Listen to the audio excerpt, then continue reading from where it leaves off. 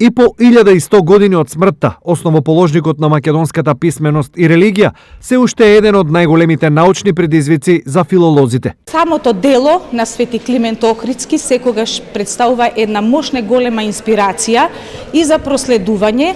Фактот дека 1100 години не запира интересот и на научниот интерес кон неговото творештво, кон неговата дејност и кон она што представува Климентовска и Кирило-Методиевска традиција во светски рамки, доволно говори за годинашнава голема прослава на овој значаен јубилеј. Темелите на македонската инаквост, зацврстени уште од Климентовото време, освен во Македонија, предизвикуваат голем интерес и во странство. Германците се гледаат сосема позитивно, сосема заинтересирани за пред се за македонскиот јазик.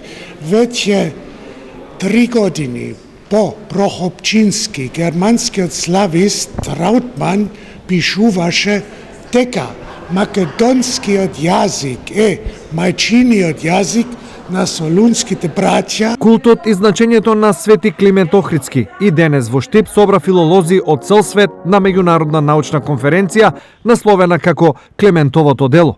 Имаме многу учесници, бидејќи е меѓународна, имаме од Република Германија, имаме од Србија, имаме од Холандија, значи сите љубители на јазикот, на македонскиот јазик, односно општо на просветителството, денес се поканети да бидат присутни во нашите простори со цел да дадат придонес за истакнување на ликот, делото на еден ваков великан.